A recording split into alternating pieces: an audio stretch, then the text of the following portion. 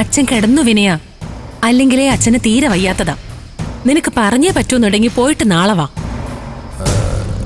ശരി, എന്താ പറഞ്ഞ ചീരൂരൊന്ന് വിളിക്ക്. അവക്ക് വേറെ വയ്യായികൊന്നും ഇല്ലല്ലോ. അവക്കെന്താ പണി? വീട്ടിലിരിക്കുവല്ലേ. ആ വന്നല്ലോ, എന്തൊരനുസരണം. എടീ, ഇത് എപ്പോഴും കാണിച്ചിരുന്നെങ്കിൽ എത്ര നന്നായിരുന്നു. നിങ്ങൾ ഈ നാട്ടിൽ നിന്ന് പോവാന്ന് പറഞ്ഞാൽ ഞാൻ കേട്ടു. അത് സത്യമാണെന്ന് അറിയാനാ ഞാൻ ഇങ്ങോട്ട് വന്നത്. ഞാൻ പോണെന്ന് കേട്ടാ നിനക്ക് സന്തോഷമായിരിക്കും എന്ന് എനിക്കറിയാം. പക്ഷെ വിനയൻ ഒരു പോക്ക് പോകുന്നതല്ല കേട്ടാ. ദുബായിലൊരു ഷോപ്പിന്റെ പാർട്ട്ണറാവാൻ പോവുക. ഒപ്പം ഈ ഷോപ്പിന്റെ സർവീസ് സെക്ഷൻ ചാർജും ഈ വിനയനായിരിക്കും. മാസത്തില് മിനിമം സാലറി 3 lakhs. 3 ലക്ഷം. കൂടാതെ എല്ലാ മാസവും ഇവിടെ നിന്ന് നാട്ടിലേക്ക് പോകാനുള്ള, അല്ല അവിടെ നിന്ന് ഇങ്ങോട്ടേക്ക് വരാനുള്ള up and down flight ticket. എങ്ങനെയുണ്ട്? വിനയന്റെ തലവര മാറുന്നത് കണ്ടാടി നീ. അനു, നീ ഭയങ്കര കൈപ്പുണ്യമുള്ളവളാ. നീ തന്ന കാശുണ്ടല്ലോ, ആ കാശ എനിക്ക് നേട്ടം ഉണ്ടാക്കി തന്നത്. നീ ആദ്യം പോയി രക്ഷപ്പെട്ടിട്ട് വാ, എന്നിട്ട് നേട്ടത്തെക്കുറിച്ചും കൈപുണ്യത്തെക്കുറിച്ചും ഒക്കെ പറയാം. രക്ഷപ്പെടുവാനു, രക്ഷപ്പെടും. ഇതൊക്കെ എനിക്ക് ജനിക്കാൻ പോകുന്ന എൻ്റെ ഈ മകന്റെ ഭാഗ്യമാണ്. ഇവൻ ജനിക്കുന്നതോടെ വിനയൻ വേറൊരു ലെവലിലെത്തും. ശരി, വിനയന്റെ വിശ്വാസം വിനയനെ രക്ഷിക്കട്ടെ. ഞങ്ങള് ആഹാരം കഴിച്ചോണ്ടിരിക്കായിരുന്നു, ഇനി പോയിക്കോട്ടെ. അല്ലല്ല, ഞാൻ പറഞ്ഞു തീർന്നില്ല. ചീരുവിന്റെ ഡെലിവറി ടൈമിൽ ഞാൻ 1 മാസം ലീവ് എടുത്ത് നാട്ടിലേക്ക് വരും. അപ്പൊ എന്റെ മോനെ ഇങ്ങ് തന്നേക്കണം കേടാ. ചേച്ചി വരുന്നുണ്ടോ? മദ്യപിച്ച് വന്ന് പിച്ചും പേയും പറയുന്നത് കേട്ടേക്കുന്നതിന് ഒരു അതിരുണ്ട്. ചേടാ വിനയ, ഒന്ന് പോവാൻ നോക്കി. പോയാ ഇവിടുന്ന്. ശരി. പിന്നെ ഞാൻ പോകുന്നതിന് മുമ്പ് ഒരിക്കൽ കൂടി ഇങ്ങോട്ടേക്കൊന്ന് വരും.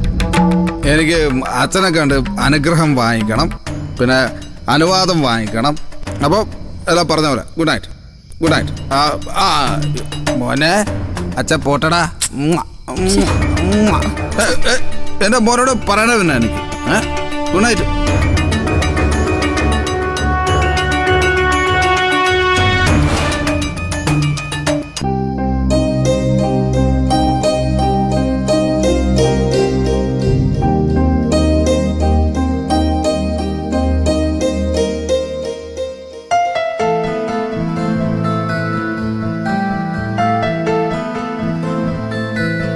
അച്ഛനെല്ലാം കേട്ടില്ലേ?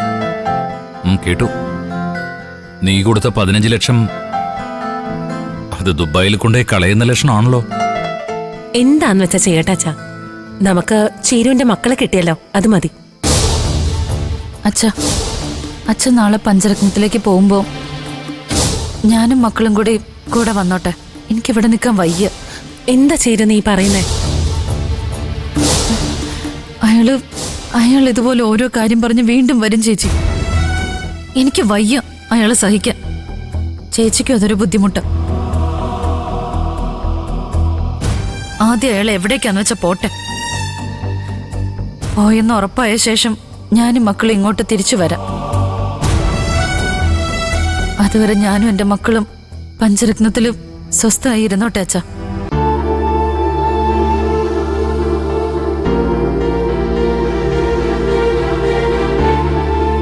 സാരമില്ല, മോള് സമാധാനിക്കും.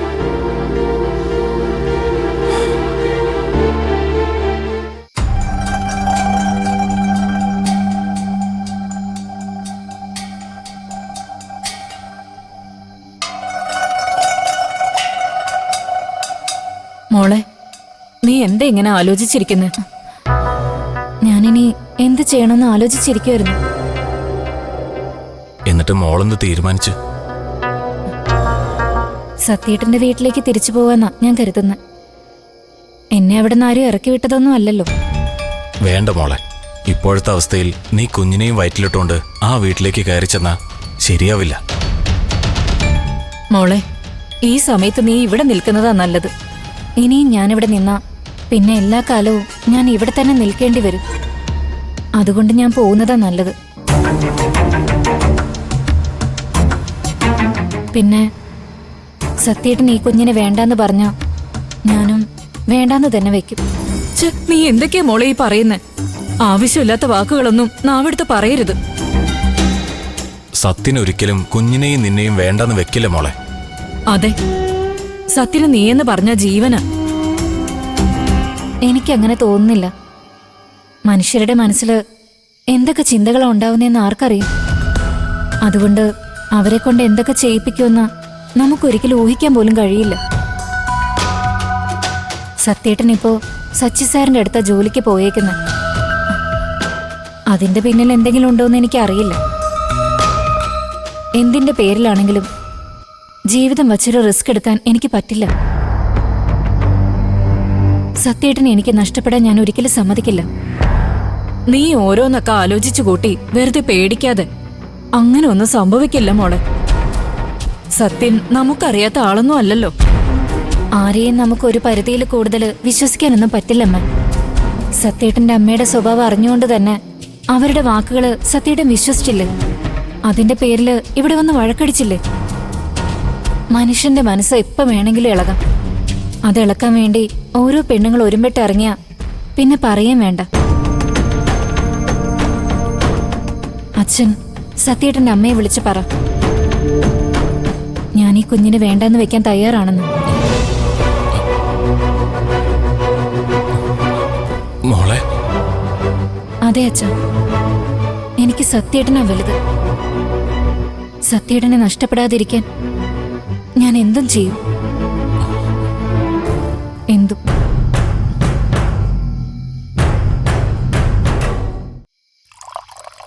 പ്രതിഭ വിളിച്ചപ്പോ സത്യം ഫോൺ എടുക്കാതിരുന്ന ശരിയായില്ല. അവള് വലിയ ടെൻഷനിലാ. അവളെന്തിനാ നാഴിക്ക് 40 വട്ടം ഇങ്ങനെ വിളിക്കുന്നേ? സത്യന് അവന്റെ ജോലി ചെയ്യണ്ടേ? ഞാൻ സച്ചി സാറിന്റെ കമ്പനിയിൽ ഒരു മീറ്റിംഗിൽ ഇരിക്കുമ്പോഴാ ശ്യാമെ പ്രതിഭ വിളിച്ചത്. അപ്പൊ എനിക്ക് എടുക്കാൻ പറ്റിയില്ല. പിന്നീട് ഞാൻ തിരിച്ചു വിളിച്ചപ്പോൾ പ്രതിഭയുടെ ഫോൺ സ്വിച്ച് ഓഫ് ആയിരുന്നു. എടാ, അവള് പ്രഗ്നന്റ് അല്ലേ സത്യ? മറ്റ് ദേഷ്യങ്ങളൊന്നും നീ അവളോട് കാണിക്കരുത്. അവന്റെ ഭാര്യയോട് എങ്ങനെയാ പെരുമാറേണ്ടതെന്ന് അവൻ അറിയാ. ഇന്ദ്ര, സ്വതം തന്നെ നാണം കെടുത്തിയ സത്യനത് കണ്ടില്ലെന്ന് വെക്കാൻ പറ്റുമോ?